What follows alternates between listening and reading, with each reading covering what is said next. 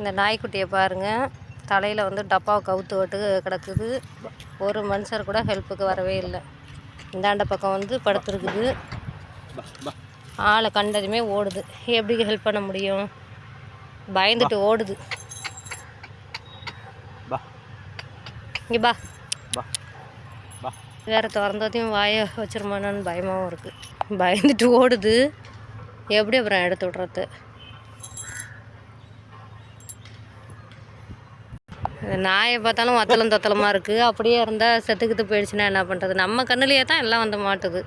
ஒன்று அது காற்று போகிற மாதிரியாவது டப்பாவை ஓட்ட போடலாம். வந்து பக்கத்தில் இருந்தால் தானே ஆளை கண்டதுமே ஓடுது. எது பண்ணி போடுறாங்களேன்னு வந்துட்டு எப்படி தான் போய் நம்ம ஹெல்ப் பண்ண முடியும்? ஒரு மக்களும் ஹெல்ப்பும் பண்ண மாட்டாங்க. ஏற்கனவே இங்கே வேறு 5 குட்டி வந்திருக்குது. பின்னாடியே ஒன்று வருது. என்னத்தை சொல்கிறது? செய்கிறவங்கள கண்டால் தான் எல்லாமே வரும் போல். சரி வந்துக்கிட்டு இருக்கேன்னு ஒரு நாய்க்கு போட்டால் அது தாய் பிள்ளை எல்லாத்தையும் கூட்டிகிட்டு வந்துருச்சு. இப்போ போவேணான்றது.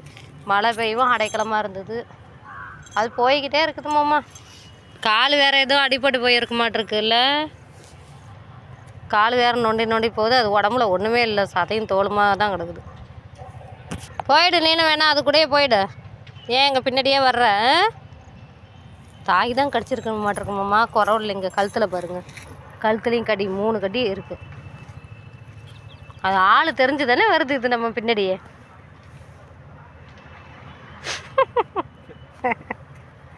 போங்க போங்க, நமக்கு நாய் மேய்க்கிற வேலை தான். போங்க. அதுதான் மக்கள் எல்லாம் நாயை கண்டு அடித்து துரத்து விடுறாங்க. இப்படி ஒரு நேரம் சாப்பாடு போட்டோன்னா பின்னாடியே வந்துடும். இதுக்கு உண்டான அறிவு எதுக்கு இருக்குது? வா. இப்போ பாருங்கள், மழை பெய்யுதுன்னு ஒரு நாள் வந்து அடைக்கலம் கொடுத்தோம். இங்கேயே இருந்துச்சு. அதெல்லாம் ஓடி போச்சுமா. ஆமாம், நாங்கள் போகிறோம், பக்கத்தில் போகிறோம், ஓடிடுச்சு. இங்கே ஒரு குட்டி, இங்கே ஒரு குட்டி, அங்கே ஒன்று, அங்கே ஒன்று படுத்துருக்கு. எங்கள் பின்னாடியே ஒன்று ஓடியாந்துருக்கு. மொத்தம் 5 குட்டி, 5 உருப்படி வந்துருச்சு. தாய் 5 குட்டியும் வந்துருச்சு. அது எங்கே கூட்டிகிட்டு போனோம்னாலும் அது திரும்ப வந்துடுதுமா. அக்கடான்னு படுத்து கிடக்குது. இதுதான் செவனேன்னு கிடக்கு.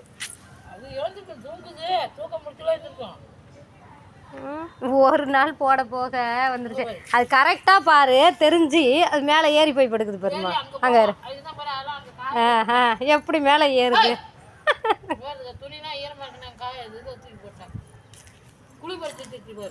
ஆமாம், குழி தான் பறிச்சு வைக்கும். குழி பறிச்சாச்சு. காலையில் ஊற்றின பால் குடிச்சிட்டு கொஞ்சம் கிடக்குது. மண்ணாக கிடக்குது. அது பால் குடிக்கும்போது பிடிச்சி கடிச்சு வச்சிருது. அப்புறம் அதுக்கே ஒன்றும் இல்லாமல் போது எப்படி குட்டிங்களை கொடுக்கும்? எப்படி படுத்து கிடக்குது. அழகாக இருக்குது பார்க்க. ஆனால் எவ்வளோ கடி வாங்கி கிடக்குது உடம்பு ஃபுல்லாக. இது நாய் பண்ண வச்சிடலாமாம்மா சொன்னீங்க நம்ம.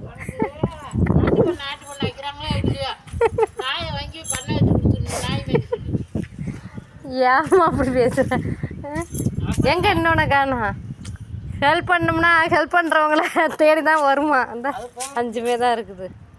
ஒரு ஆடு வாங்கி இவ்வளோ பில்லு கிடக்கு. ஒரு ஆடு வாங்கி மேய்ச்சா இந்த பக்கத்து கட்டிக்கலாம். ஒரு வருஷத்துக்கு. ஏம்மா, நாங்களாவா மேய்க்கிறோம்? ஒரு நாய் போனால் இன்னொரு நாயின்னு அது வந்துடுது. நாங்கள் என்ன பண்ண முடியும்?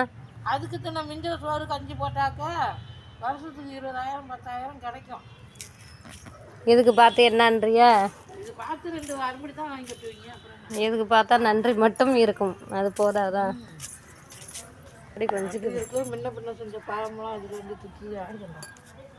யாருக்கண்டா? அதான் அப்புறம் நம்ம கூடயே ஒட்டிக்குது.